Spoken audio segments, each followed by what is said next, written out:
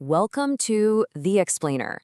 A simple hello can feel totally different depending on where you are in the world.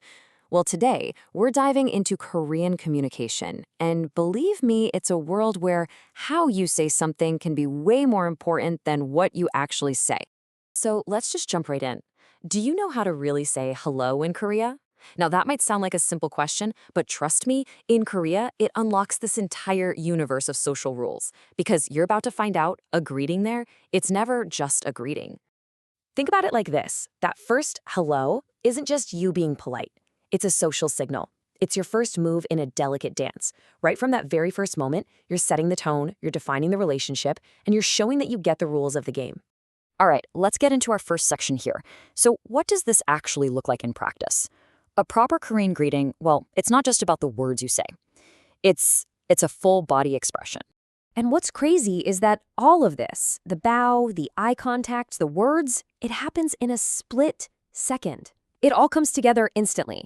I mean, a quick little nod to someone your age is a completely different universe from that deeper, more formal bow you give to an elder. The word you say 안녕하세요 might be exactly the same, but the nonverbal cues, they're sending a totally different message. You're communicating respect before a single sound even comes out of your mouth. Okay, so that's the physical side of things. But honestly, that's only half the story. What's really going to blow your mind is how this entire code of respect is literally hardwired right into the grammar of the Korean language itself. So this whole system is called honorifics, or nopimmat. The best way to think about it is like a grammatical toolkit. It basically lets you adjust a respect dial up or down in almost every single sentence. If you've ever studied a language like French, you know tu versus vous, right? Well, imagine that concept on steroids, woven into the very fabric of the entire language. It's kind of wild. So how do you know which words to use? I mean, what's the secret code? It really just boils down to two huge factors: age and social status. Is the person you're talking to older than you? Are they your boss, your teacher, maybe a client? Answering those two simple questions is pretty much all you need to figure out which speech level you have to use. Okay, let's make this super clear. Let's take the phrase thank you. If you're talking to your boss, you're going to use the formal, respectful 감사합니다. If you use the informal gomawo, honestly, that would be jaw-droppingly rude. But flip it around. If you're with a close friend and you use that super formal version, it's going to feel kind of cold, right? A little distant. So you see, the words you pick are actively building or changing the relationship in that very moment. And that's a perfect lead into our next section, because language isn't some static thing set in stone. Not at all. As your relationships grow and change, from formal and distant to close and familiar, the words you use, they have to change right along with it. And yeah, it's definitely a journey you take together. You always start out formal, using full names and titles like Manager Kim.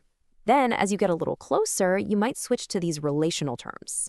And then finally, and this is key, after you both agree, sometimes in an actual conversation, you can switch to informal speech, or banmal. But you can't just jump ahead.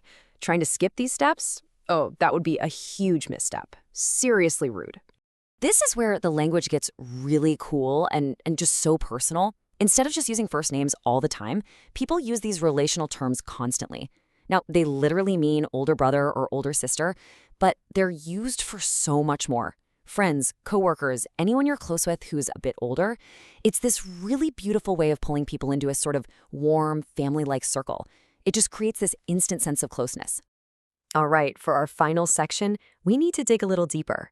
Because to really get Korean communication, you have to look past the literal translation on the page. You have to start listening for the heart of the conversation. What's really being said between the lines. Okay, picture this. You spend just one day in Korea.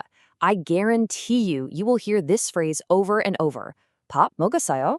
Now, if you look that up in a dictionary, the translation is super simple. It just means, have you eaten? But, and this is the beautiful part, it's almost never actually about food. It's not a question, it's an expression. It's this deeply ingrained cultural way of showing you care. It's the Korean way of asking, hey, how are you doing? Are you okay? I'm thinking about you. It's such a powerful little window into a culture that places so much value on taking care of each other. And that really brings us to the core of everything we've talked about today, from that very first bow to the specific grammar you choose, all the way to asking someone if they've eaten. Language in Korea is all about one thing: relationships. It's a living, breathing tool that people use every single day to build, to define, and to take care of their connections with each other. And that kind of leaves us with a pretty powerful thought, doesn't it? If your language is what shapes your relationships, what are your words building? It's a great reminder that no matter what language we speak, our words aren't just for sharing information. They're the very tools we use to build our world and to shape every single relationship we have.